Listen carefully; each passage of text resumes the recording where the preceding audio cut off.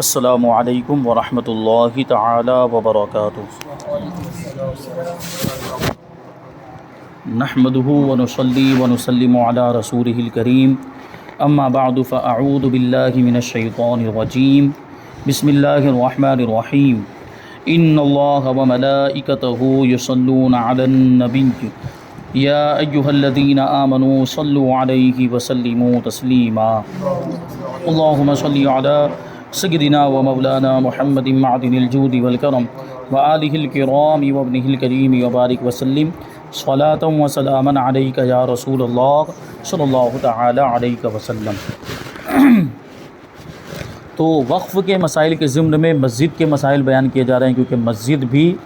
یہ اوقاف میں ہوتی ہے، اس کا بھی تعلق وقف سے ہے کہ مسجد بھی وقف کی جاتی ہے، تو مسجد سے تعلق رکھنے والے مخصوص مسائل بیان کیے جا رہے ہیں۔ اگلا جو مسئلہ ہے، سوال یہ ہے، وہ یہ کہ کیا مسجد کی چیزیں محلے والوں کو عاریتاً یعنی مفت استعمال کرنے کے لیے دے سکتے ہیں؟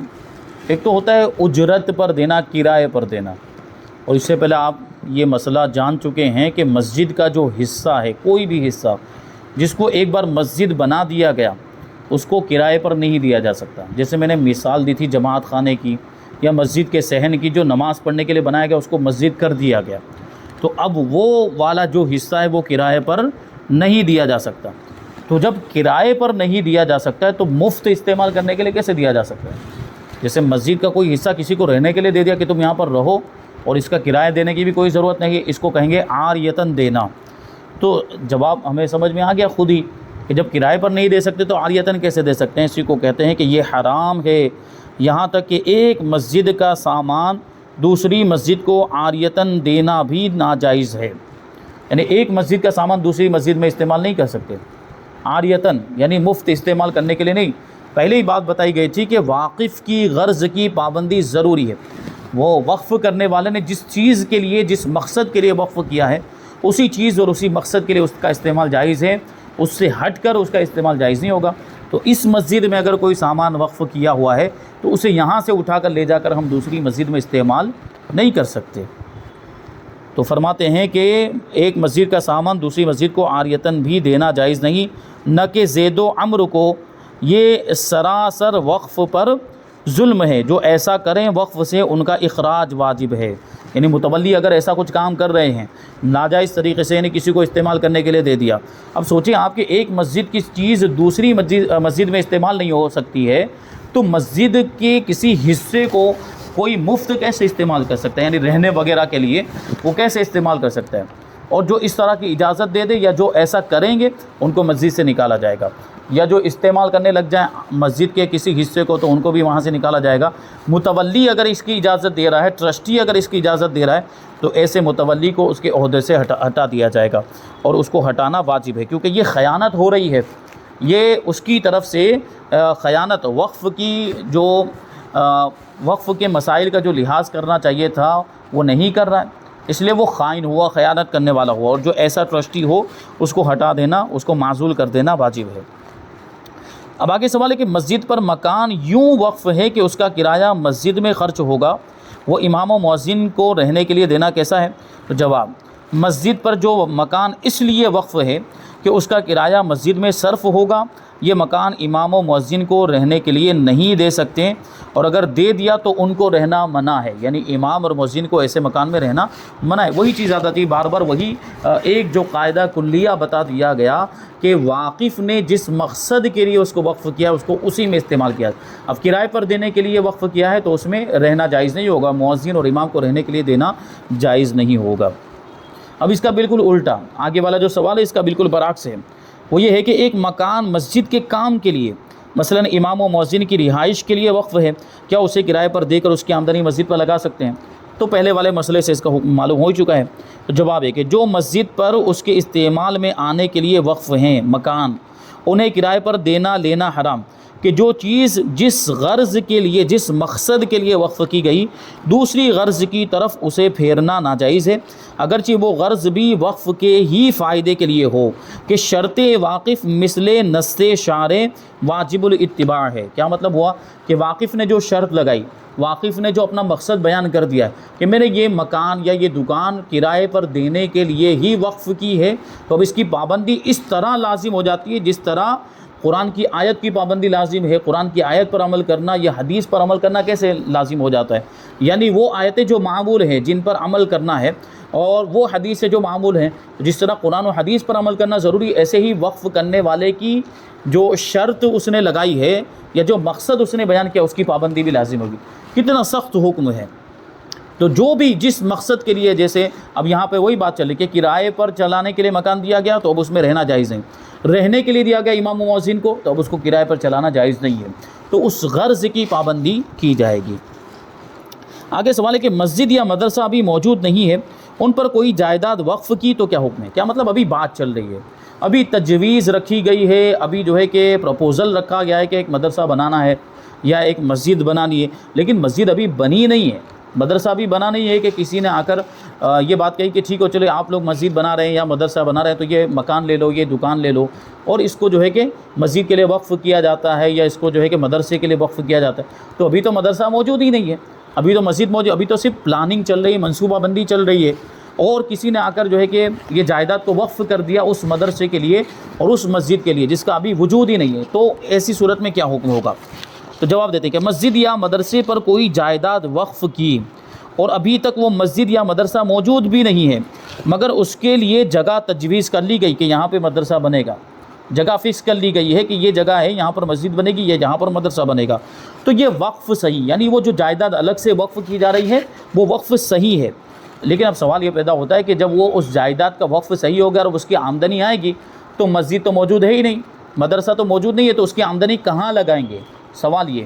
تو اس کا جواب دیتے ہیں جب تک اس کی تعمیر نہ ہو جائے، یعنی جب تک مسجد کی یا مدرسے کی تعمیر نہ ہو جائے، وقف کی آمدنی فقیروں پر صرف کی جائے گی، ضرورت مند حاجت مندوں پر صرف کی جائے گی، اور جب مسجد یا مدرسہ بن جائے تو پھر اس پر صرف ہو، یعنی اس پر خرچ کریں گے۔ یہ صاف مسئلہ ہے، واضح ہو چکا۔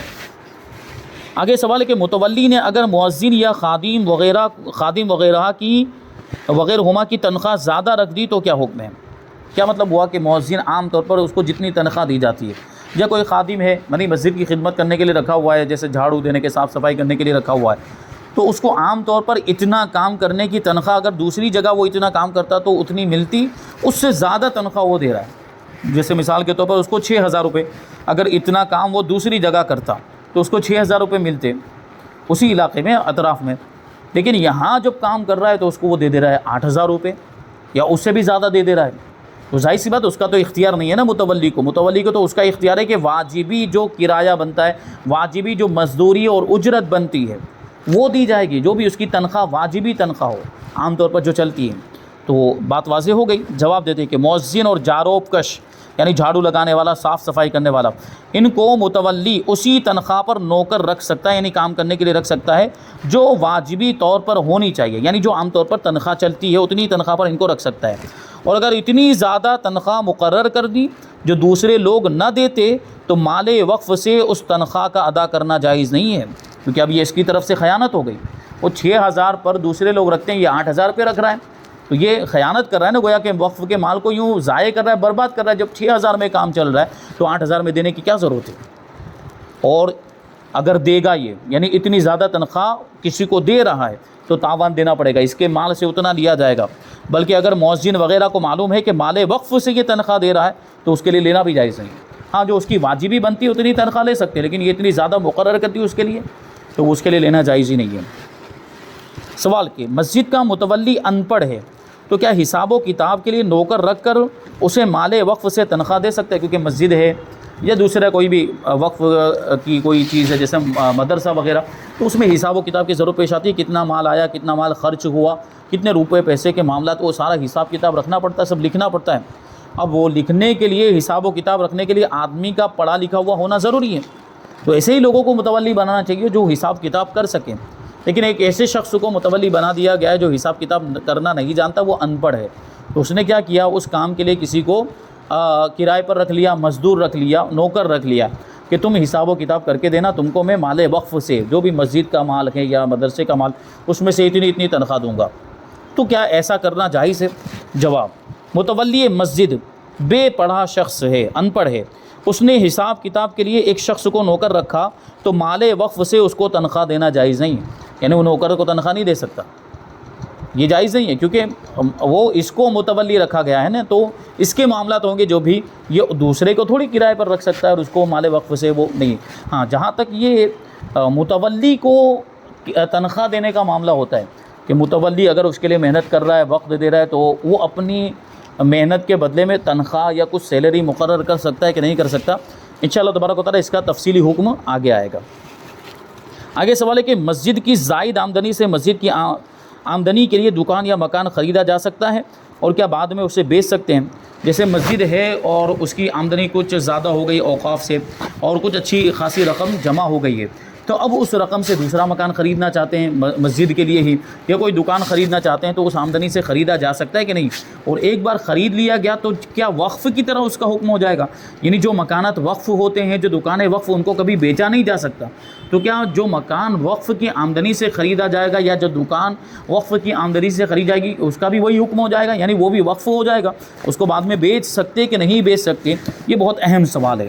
تو جواب دیتے ہیں کہ مسجد کی آمدنی سے دکان یا مکان خریدنا کہ اس کی آمدنی مسجد میں صرف ہوگی یعنی خرچ ہوگی، اور ضرورت ہوگی تو بیع کر دیا جائے گا، یعنی اس کو بیچ دیا جائے گا اس مکان کو۔ ابھی خرید رہے ہیں مسجد کی آمدنی سے کہ اس کی جو بھی آمدنی ہوتی رہے گی، کرایہ وغیرہ آتا رہے گا، اس کو مسجد میں خرچ کرتے رہیں گے، پھر جب ضرورت پیش آئی اس کو بیچنے کی تو اس کو بیچ دیا جائے گا، تو ایسا کرنا جائز ہے، جبکہ متولی کے لیے اس کی اجازت بھی ہو، یعنی متولی کو اس کا اختیار ہو، اس طرح کی خرید و فروخت کا اس کو اختیار ہو۔ اب یہاں پہ سمجھنے کی جو بات ہے وہ یہ ہے، ظاہری طور پر اوپر سے ہمیں ایسا لگتا ہے کہ اس کو بیچنا جائز نہیں ہونا چاہیے، کیونکہ وقف کی آمدنی سے خریدا گیا ہے، جیسے دکان مکان ان کا کرایہ آ رہا تھا وہ جمع ہوا ہے اور وہ وقف تھے، مکان اور دکان جن کا کرایہ وہ وقف تھے، ان کی آمدنی سے، وقف کی آمدنی سے اس کو خریدا جا رہا ہے، تو اس کو پھر بیچنا کیسے جائز ہو رہا ہے؟ تو سیدھا سا اس کا جواب یہی ہے کہ یہ جو مکان وقف کی آمدنی سے خریدا جا رہا ہے یہ وقف ہوا ہی نہیں، یہ اگرچہ وقف کی آمدنی سے خریدا جا رہا ہے مکان یا دکان جو بھی لے لیجئے، یہ خود وقف نہیں، کیونکہ ہم پہلے ہی یہ بات جان چکے، پہلے ہی پڑھ چکے ہیں کہ کسی بھی چیز کو وقف کرنے کے لیے پہلے اس کا مالک ہونا ضروری ہے،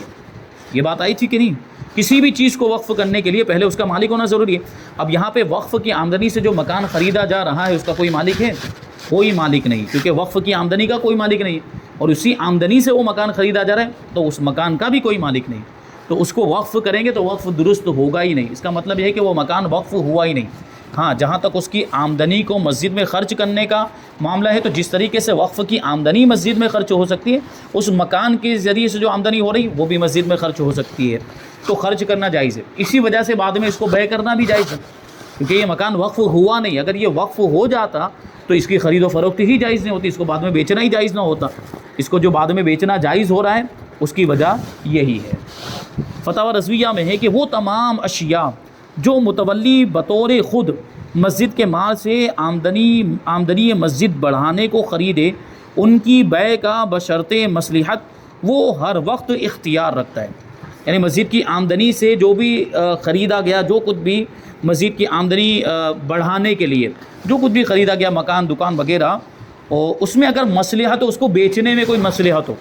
جیسے کوئی ضرورت پیش آ گئی اس کو بیچنے کی، تو اس متولی کو اس کو بیچنے کا اختیار ہوتا ہے، اگرچہ وہ دکان یا مکانات وہ دیہات ہی ہوں کہ یہ خریداری اگرچہ بنظر مصلحت جائز ہوتی ہے، مگر اس کے باعث وہ چیزیں وقف مسجد نہ ہو گئی کہ ان کی بیع ناجائز ہو، یعنی وہ وقف نہیں ہوتے، یہ مکانات جو مسجد کی وقف کی آمدنی سے جو خریدے جائیں گے یا دکانیں جو کچھ بھی خریدی جائیں گی وہ خود وقف نہیں ہے، جب وہ خود وقف نہیں ہے تو بعد میں ضرورت پیش آ جانے پر ان کو بیچا بھی جا سکتا ہے۔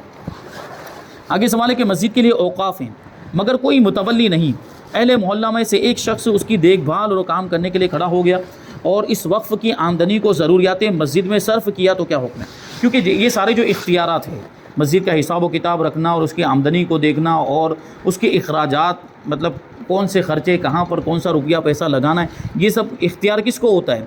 متولی کو، ٹرسٹی کو ہوتا ہے۔ اب کوئی مسجد ایسی ہے کہ وہاں پہ کوئی ٹرسٹی ہے ہی نہیں، وہاں پہ کوئی متولی ہی نہیں ہے، تو اب اس کی دیکھ بھال کون کرے گا؟ یہ بھی تو ایک ضرورت ہے، تو ایک شخص خود ہی کھڑا ہو گیا جس کو متولی بنایا نہیں گیا تھا، جس کو ٹرسٹی بنایا نہیں گیا تھا، وہ ویسے ہی عام آدمی تھا،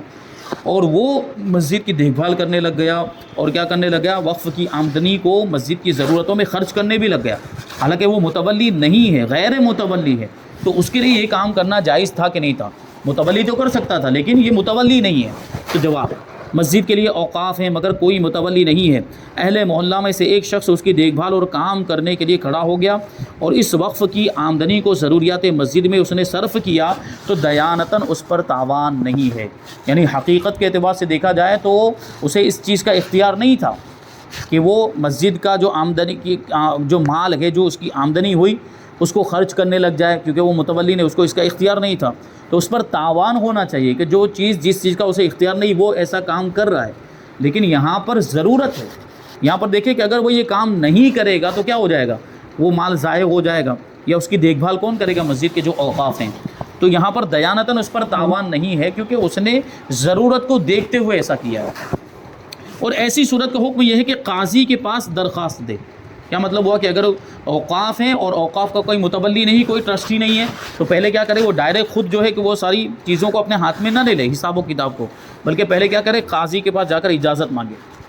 وہ قاضی یعنی قاضی شرع، جو بار بار یہ چیز آتی ہے، اور اگر کہیں پہ قاضی شرع نہ ہو تو کون، عالم علماء بلد یا جو سب سے بڑے مفتی صاحب ہو، ان کے پاس جائے اور جا کر یہ معاملہ رکھے کہ فلاں فلاں مسجد ہے، اس کے اوقاف ہیں، وہاں کوئی متولی نہیں، کوئی ٹرسٹی نہیں ہے، وہ جو مال ہے وہ ضائع ہو جانے کا اندیشہ ہے، تو آپ مجھے اجازت دیجئے کہ میں متولی بن جاؤں۔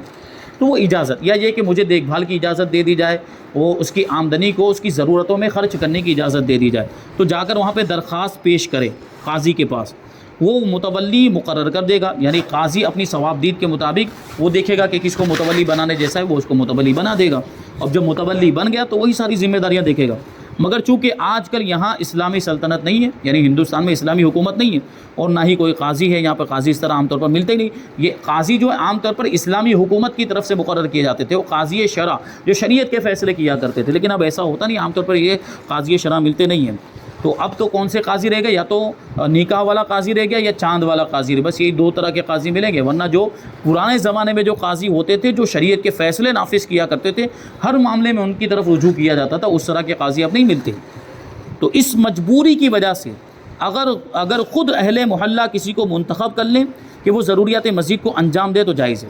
یعنی کوئی متولی نہیں تھا، محلے والوں نے مل کر ایک آدمی کو مقرر، اب تو عام طور پر یہی ہوتا ہے، متولی کیسے بنایا جاتا ہے، محلے والے مل کر کسی بھی ایک کو متولی بنا دیتے ہیں، ٹرسٹی بنا دیتے ہیں، لیکن متولی بنانے میں اس کے شرائط ہیں، کس کو متولی بنانا چاہیے، متولی کی ذمہ داری کیا ہے، اس کا پورا بیان، متولی اور تولیت کا جو بیان وہ انشاءاللہ آگے آئے گا۔ تو اگر خود اہل محلہ کسی کو منتخب کر لیں تو یہ جائز ہے کہ وہ ضروریات مسجد کو انجام دیں، یہ جائز، کیونکہ ایسا نہ کرنے میں وقف کے ضائع ہو جانے کا اندیشہ ہے کہ اگر کسی کو بھی متولی نہیں بنایا تو ظاہر سی بات ہے اس کی دیکھ بھال کون کرے گا، اور اس کی آمدنی جو مال اسباب جو بھی کیونکہ وقف کے معاملات ہم دیکھتے ہیں کہ کسی دوسرے کی کسی انسان کی پراپرٹی اور اس میں کوئی کرایہ دار رہتا ہو تو وہ اس کا لحاظ کرتا ہے، لیکن وقف کے معاملات میں بڑی ہم دیکھتے ہیں بے توجہی اور غفلت ہمارے سامنے یہ دیکھنے میں آتی ہے کہ اس کا کوئی خیال نہیں کرتے، مسجد کے مکان میں رہ رہے ہیں تو معمولی سا کرایہ دے رہے ہیں اور کوئی کسی کو فکر نہیں ہے کہ یہ مسجد کا مکان ہے، اگر اتنے ہی مکان میں اگر ہم کسی اور کے مکان میں رہتے تو اس کو کتنا کرایہ دیتے، لیکن یہاں مسجد کا مکان تو فری سمجھ لیتے ہیں اور اپنا حق سمجھنے لگ جاتے ہیں، اور جو کرایہ پرانا چلا آ رہا ہوتا ہے اسی کو دیتے رہتے ہیں، کوئی 200 روپے دے رہا ہے، کوئی 60 روپے دے رہا ہے، کوئی 50 روپے، یہاں تک ہم نے دیکھا کہ مسجد کے مکانات پرانے جو کرایہ دار ہیں وہ دے رہے ہیں، حالانکہ اگر اتنے ہی مکان میں اگر دوسری جگہ جا کر رہتے تو 5-6 ہزار روپے ان کو کرایہ دینا پڑتا۔ یہ سب جو کرتے ہیں یہ بڑے ہی گناہ کے مرتکب ہیں، ان کو عبرت حاصل کرنی چاہیے۔ چلو غیر مسلم وہ تو شریعت کا مکلف ہی نہیں ہوتا ہے، لیکن وہاں بھی متولیوں کی ذمہ داری ہوتی ہے کہ اس سے بھی وہ اتنا کرایہ وصول کریں، لیکن جو مسلمان کرایہ دار جو اس طرح مسجدوں کے مکانوں میں اور مسجدوں کی دکانات میں کرائے سے رہ رہے ہیں اور دکانوں کو استعمال کر رہے ہیں اور یہ اتنا کم کرایہ دے رہے ہیں، بہت بڑے گناہ کے مرتکب ہیں۔ اللہ تبارک و تعالیٰ سب کو ہدایت عطا فرمائے، اور جو کچھ بھی بیان ہوا اس پر ہم سب کو عمل کرنے کی توفیق عطا فرمائے، دوسروں تک پہنچانے کی توفیق عطا فرمائے۔ وما علینا الا البلاغ۔ السلام علیکم۔